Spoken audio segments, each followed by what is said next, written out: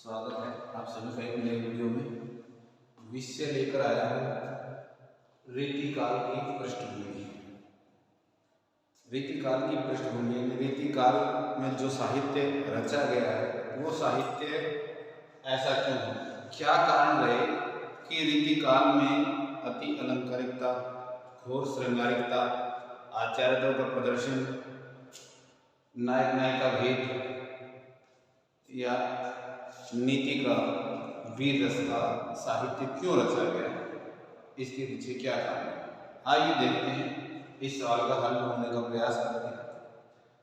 रीतिकाल की पृष्ठभूमि, किसी भी काल की पृष्ठभूमि जानने के लिए हमें सबसे पहले तो उसका जो है पता होना चाहिए कि उसकी समय सीमा क्या है।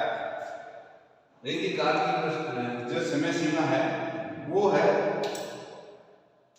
विक्रमी संवत 1700 से 1900 विक्रमी संवत तक। 1700 विक्रमी संवत से 1900 विक्रमी संवत और उसके बाद है नाम। रीतिकाल का नाम जो आचार्य रामचंद्र शुक्ल ने हिंदी साहित्य के इतिहास में जो है नाम रीति ग्रंथों की प्रचुरता है, लेकिन निरूपण के कारण इसका नाम दिया है, ये कारण है। और अब बात करते हैं कि किसी भी काल का साहित्य वो किन किन बातों से प्रभावित रहता है। कारण कि पूर्ववर्ती जो साहित्य होता है, पूर्ववर्ती साहित्य की जो परंपरा है वो उस काल में साहित्य कैसा है कि एक काल के साहित्य को जब हम देखते हैं रीतिकाल में अति श्रृंगारिकता, घोर अति अलंकारिकता, नायक नायिका भेद क्यों है।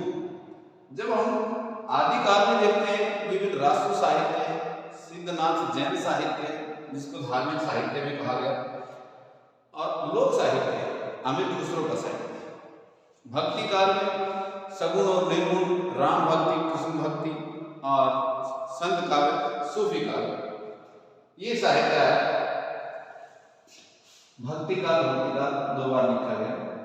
भक्ति काल तो एकदम से रीतिकाल में ये बदलाव का कारण क्या रहा कि भक्ति की कविताओं से एकदम जो है श्रृंगारिक कविताएं कैसे आ गई। ये किसी भी साहित्य में जो बदलाव जो आने का कारण है, किसी भी काल के साहित्य में बदलाव का जो कारण आता है, जो साहित्य में जो बदलाव आ रहे हैं उसके पीछे कारण होता है युगीन परिवेश, उस युग का, यानी किस युग का, जिस युग की हम बात कर रहे हैं विक्रमी संवत 1700 से लेकर 1900 विक्रमी संवत तक। और आगे से युगीन परिवेश या परिस्थितियां, चाहे वो राजनीतिक, सामाजिक, धार्मिक या सांस्कृतिक परिस्थितियां हो, उसी काल के साहित्य को प्रभावित अवश्य करती है।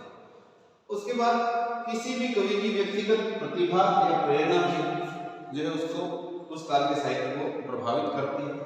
और उसके साथ जो पूर्ववर्ती साहित्य की जो परंपरा वो भी जो है किसी काल के साहित्य को प्रभावित करती है। और किसी रीतिकाल की पृष्ठभूमि को जानने के लिए हम इन्हीं बातों पर दृष्टि रखकर जो है प्रयास करेंगे कि ऐसा साहित्य क्यों लिखा गया है रीतिकाल। आइए सबसे पहले बात करते हैं रीतिकालीन श्रृंगारिक या श्रृंगार भावना। रीतिकाल में जो श्रृंगार की भावना क्यों आई है उसका कारण क्या है। बहुत सारे विद्वान या चिंतक दोष मढ़ते हैं रीतिकाल में कि ये जो है युगीन परिवेश का कारण है, लेकिन युगीन परिवेश का प्रभाव तो है, उससे इनकार नहीं किया जा सकता। लेकिन पूर्ववर्ती साहित्य में जब हम देखते हैं संस्कृत, प्राकृत और अभ्रंश साहित्य में जो श्रृंगार रस के जो चित्र मिलते हैं, प्रसंग मिलते हैं, उनका प्रभाव भी रीतिकाल पर दिखाई पड़ता है। विशेषकर भर्तृहरि का जो श्रृंगार शतक, गोवर्धनाचार्य का आर्य शतक, विरहण की चोर पच्चीसिका, कालिदास का श्रृंगार तर्क, जिसमें जो है राधा और कृष्ण की लीला को श्रृंगारिक रूप से प्रस्तुत किया गया है। इसी प्रकार जो है आगे जब हम चलते हैं हिंदी साहित्य के इतिहास में सिलसिला आदिकाल में, जब हम राष्ट्र काव्य में देखते हैं विभिन्न जितने भी राष्ट्र काव्य हैं सभी न सभी में जो है किसी न किसी की प्रेम कथा है। इसके अलावा लोक साहित्य जो है विभिन्न प्रेम कथाओं का जो है वर्णन किया। ढोला मारू रात हुआ जो है एक प्रेम कथा है, प्रेम काव्य। इसके बाद जब हम भक्ति काल में चलते हैं, सूफी काव्य जो प्रेम कथाएं, अब प्रेम कथाओं को निकाल दिया जाए तो सूफी काव्य में बसता ही कुछ नहीं। इसके अलावा कृष्ण काव्य में राधा और श्री कृष्ण की प्रेम कथाएं। देखिए इन सभी में भर्तहरि के श्रृंगार गोवर्धनाचार्य का आर्य तक विलहन की चोर 85 का, इन सभी में श्रृंगार रस की यानी कि प्रेम के वर्णन दिखाई पड़ते हैं। और ये प्रेम का जो वर्णन है, श्रृंगार का जो वर्णन है, वो आदिकाल में राष्ट्र साहित्य में, आदिकाल की लोक साहित्य में, भक्ति काल की सूफी प्रेम कथाओं में, सूफी काव्य में, कृष्ण काव्य में, या इसके अलावा जो है संत काव्य में आत्मा परमात्मा के प्रेम को जो है श्रृंगारिक दृष्टिकोण दिया है। तो ये जो श्रृंगार की भावना है ये अचानक ही नहीं आई है, ये संस्कृत प्राकृत अपभ्रंश आदिकाल भक्ति काल से होती हुई रीति काल तक पहुंची।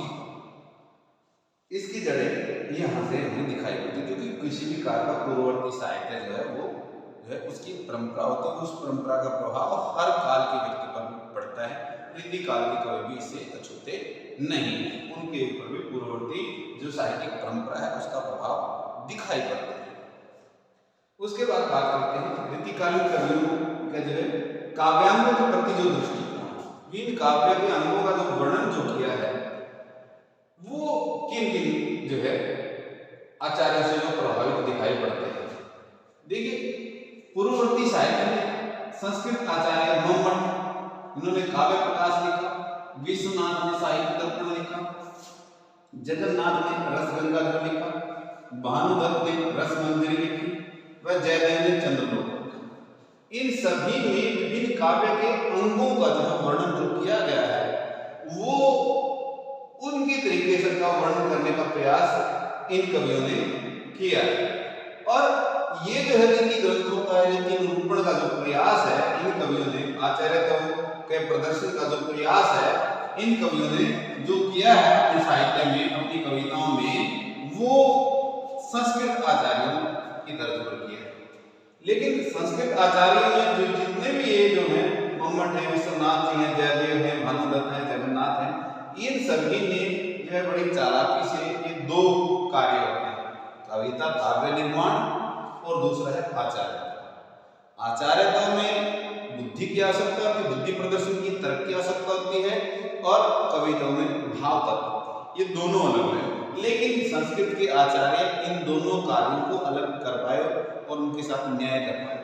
और रीति काल के जो कवि थे वो इसमें उलझे हुए नजर आते हैं, लेकिन फिर भी उन्होंने रीति ग्रंथों का निर्माण किया है, रीति निरूपण करने का जो है प्रयास किया है। और ये जो दृष्टिकोण है इससे पूर्ववर्ती साहित्य में देखने को मिलता है। अचानक ही जो है रीति काल में प्रारंभ नहीं हुआ है, ये कोई अलग से कोई विशेषता नहीं है कि रीतिकालीन कवियों ने अपनी ओर से बनाकर वो रख दिया। इनकी पूर्ववर्ती जो साहित्य है संस्कृत प्राकृत या ब्रज का साहित्य है उसमें इस प्रकार के जो है बहुत सारे वर्णन देखने को मिल जाते हैं। इसी कारण जो है रीतिकालीन कवियों ने जो है काव्यांगों के प्रति जो है अपना दृष्टिकोण या अपना आकर्षण जो है वो दिखाया है, और वो भी वैसा ही बुद्धि प्रदर्शन करना चाहते थे जैसे संस्कृत के आचार्य ने। आइए जानते हैं अगली जो विशेषता है वीर रस की, यह वीर रस का वर्णन या वीर रस की प्रवृत्ति। अब रीतिकालीन कवियों में जो है विशेषकर वीर रस की जो बात की जाती है तो भूषण, लाल, शूधन, पद्माकर, गुरु गोविंद सिंह आदि ने वीर रस के जो है प्रसिद्ध कवि हैं।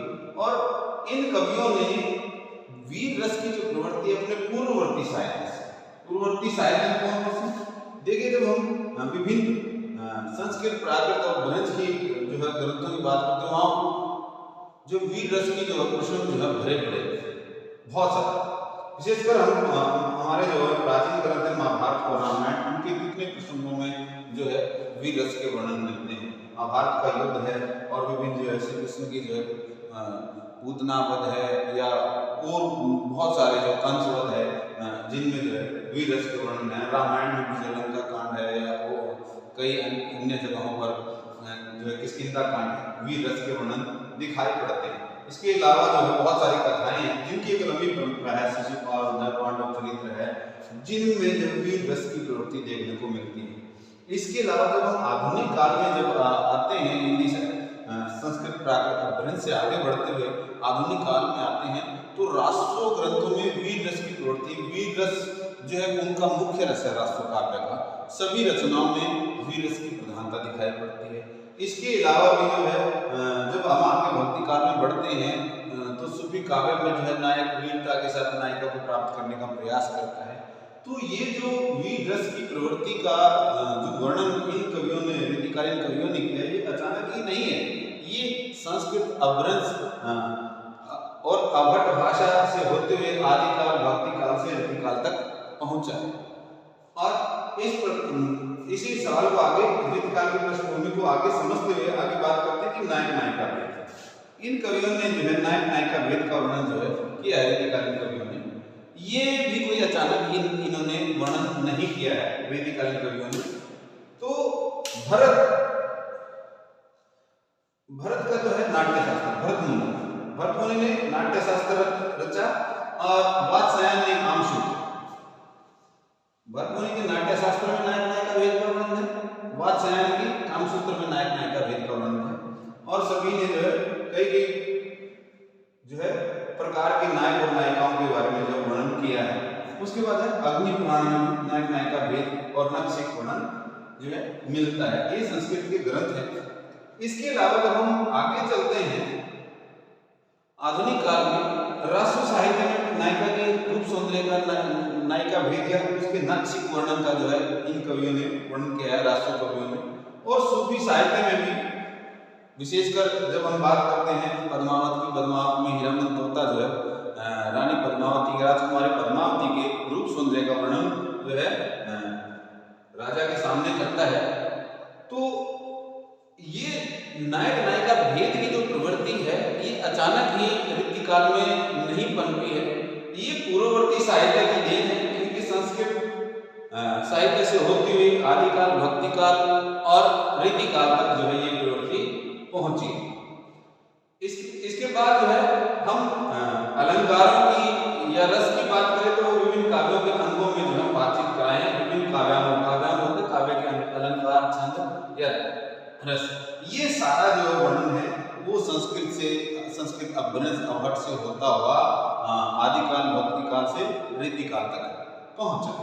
अब इसी सवाल को आगे समझते हैं कि रीतिकाल की पृष्ठभूमि यानी उसकी नींव क्या है, उसकी आधारशिला क्या है, उसका बेस क्या है।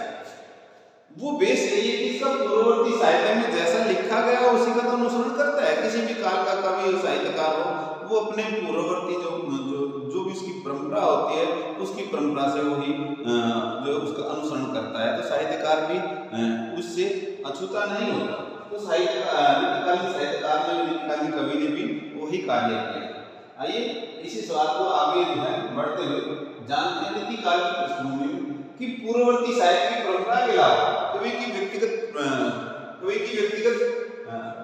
प्रतिभा और प्रेरणा भी जो है काम करती है।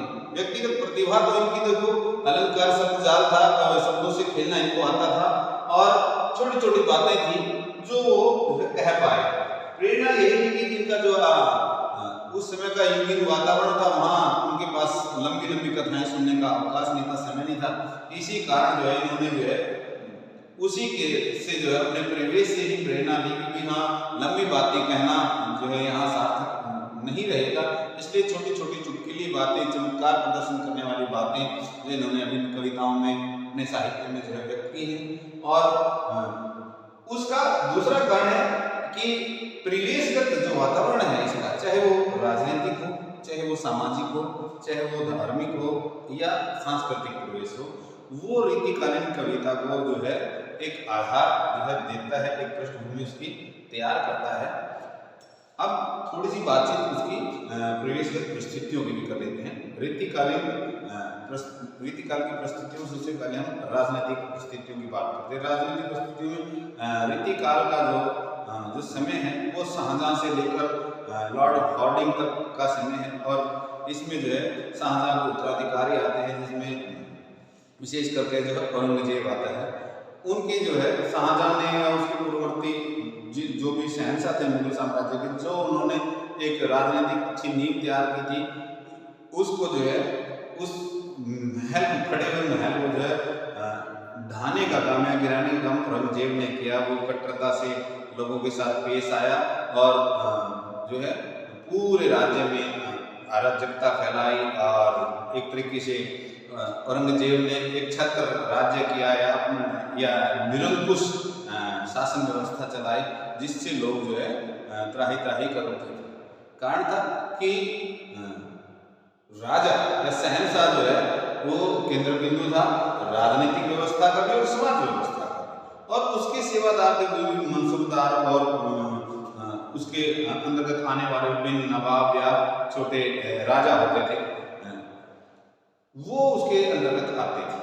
और ऐसे में ये जो समय था राजनीतिक कलह का, युद्धों का समय था, जिसमें कोई स्थिरता दिखाई नहीं पड़ती और औरंगजेब के बाद भी उसके पुत्रों में जो है सत्ता को लेकर संघर्ष होते रहते हैं और ये संघर्ष लगातार आगे तक 1857 की क्रांति तक हमें दिखाई पड़ते हैं कि विभिन्न मुगल राजा गद्दी के लिए लड़ रहे हैं। मतलब ये कह सकते हैं कि स्थायित्व नजर नहीं आता और सब जो है ऐशो आराम का, विलासिता का जीवन जीना चाहते हैं और गद्दी की प्राप्ति करना चाहते हैं, इसलिए समाज के लिए इनके पास समय दिखाई नहीं पड़ता। ये इस काल की राजनीतिक परिस्थितियां हैं।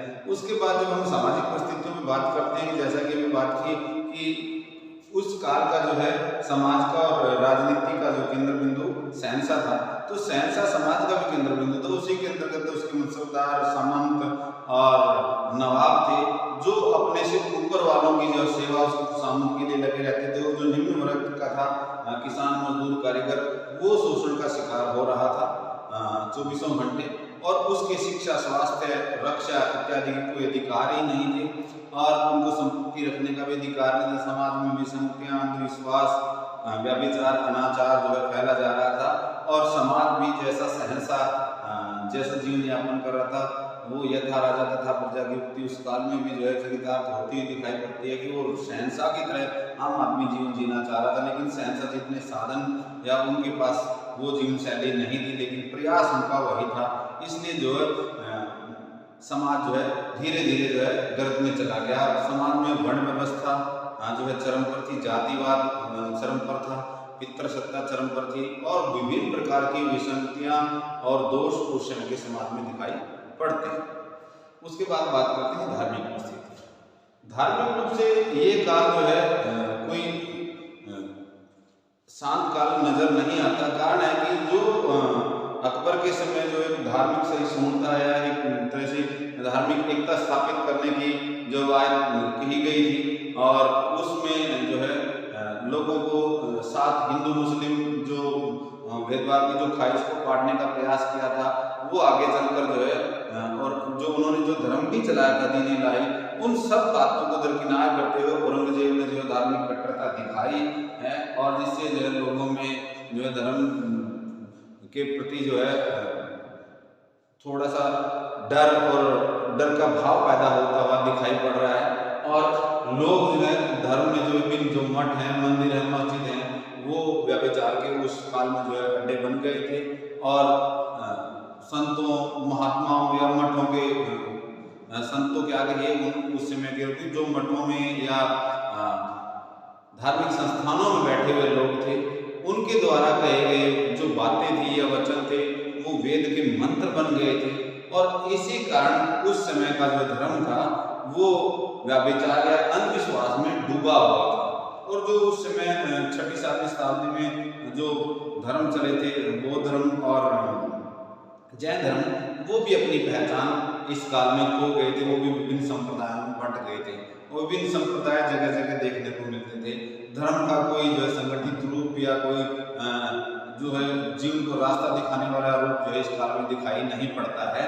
धर्म का जो है विभाजन हुआ दिखाई, विभिन्न पंथों में, विभिन्न संप्रदायों में बटे हुए लोग दिखाई पड़ते हैं। धर्म का कोई उच्च या श्रेष्ठ रूप इस काल में नजर नहीं आता। उसके बाद बात करते हैं इस काल की सांस्कृतिक परिस्थितियां। सांस्कृतिक लिहाज से ये काल जो है कुछ अच्छा नजर आता है, क्योंकि इस काल में दो संस्कृतियां, भारतीय संस्कृति और इस्लामिक संस्कृति मिलती हुई प्रतीत होती है। सांझी संस्कृति का समय है इसमें विभिन्न कलाओं का जो आदान प्रदान हो रहा था, जैसे संगीत कला है, ललित कला है या साहित्य कला, तो उन सभी का जो है आपस में मिलन हो रहा था। भाषाओं को ले लीजिए, जो हिंदी यहाँ की जो विभिन्न बोलियाँ थी या हिंदी थी, उनसे जो है फारसी बोली के मिलन से एक नई भाषा, नई जुबान उर्दू का जो है उद्भव हुआ। और इसी प्रकार विभिन्न, चाहे संगीत कला हो, चाहे ललित कला हो, सभी में जो है भारतवर्ष में जो है विकसित हुई है। और साहित्य जो है इस काल का जो है बेजोड़ है, जिसमें जो है जिसकी चर्चा अभी कर ही रहे थे, अलंकारिकता श्रृंगारिकता का साहित्य जो है इस काल में खूब रचा गया, जो आगे हमारे सामने एक धरोहर के रूप में उपलब्ध है। इस काल के जो है भवन निर्माण कला जो है उच्च दर्जे की रही, जिसके जो है नमूने आज भी हमारे मध्य में मौजूद हैं। दिल्ली का लाल किला, आगरा का किला या जामा मस्जिद, ताजमहल, ये भवन निर्माण कला के उच्च कोटि के जो उदाहरण हैं। और इसके अलावा संगीत कला के भी बहुत सारे जो है उदाहरण हैं। उस काल के जो है गजलें, कवालियाँ, जो बहुत सारे जो संगीत में जो कलाम इस्तेमाल किए जाते हैं, जो सुर इस्तेमाल किए जाते हैं, वो उस काल की देन नजर आती है। और बहुत ही प्रचुर मात्रा में बहुत अच्छा साहित्य है, चाहे वो प्रेम का श्रृंगारिक साहित्य हो, चाहे नीति का साहित्य हो, भक्ति का साहित्य हो, इस काल की देन है। और ये साहित्य रच पाए। अब हमने बात की कि रीतिकाल की परिवेशगत परिस्थितियाँ, राजनीतिक, सामाजिक, धार्मिक और सांस्कृतिक। अब इस प्रकार का परिवेशगत वातावरण और जो है पूर्ववर्ती साहित्य की जो परंपरा है, उसका अनुसरण करते हुए, परिवेशगत परिस्थितियों से प्रभावित होते हुए और पूर्ववर्ती साहित्य की परंपरा का अनुसरण करते हुए रीतिकालीन कवि ने व्यक्तिगत प्रतिभा और प्रेरणा से जो है रीतिकालीन साहित्य को रच पाया है। और वो उसने जो है जो हमारे सामने अति श्रृंगारिकता, अलंकारिकता, नायक नायिका वेद आचार्यता का प्रदर्शन, वीर रस, नीति का काव्य या विभिन्न शास्त्रों का ज्ञान जो है रीतिकालीन काव्य में जो देखने को मिलता है, उसके पीछे एक लंबी परंपरा और एक लंबी प्रेरणा और युगीन परिवेश जो है कार्य करता है। वो अचानक ही कोई उन कवियों ने नहीं लिख दिया। तो उम्मीद करता हूँ इस व्याख्यान के माध्यम से रीतिकाल की पृष्ठभूमि को सभी विद्यार्थी अच्छे से समझ पाएंगे। और हमने लगभग सभी बिंदुओं पर चर्चा करने का प्रयास किया है कि रीतिकालीन काव्य पर जो है किन किन चीज़ों का प्रभाव है या कहाँ से प्रभावित होकर रीतिकालीन काव्य जो है हमें नजर आते हैं, रीतिकालीन कवि किन किन चीज़ों से प्रभावित है। फिर पुनः याद करवा रहा हूँ, युगीन परिवेश, कवि की व्यक्तिगत प्रतिभा और पूर्ववर्ती साहित्य, ये तीन मुख्य बातें हैं जो किसी भी काल के साहित्य को प्रभावित करती है, उसका आधार बनती है, उसकी पृष्ठभूमि बनती है। तो उम्मीद करता हूँ कि इस व्याख्यान से रीतिकाल की पृष्ठभूमि आप सभी को समझ में आएगी। धन्यवाद।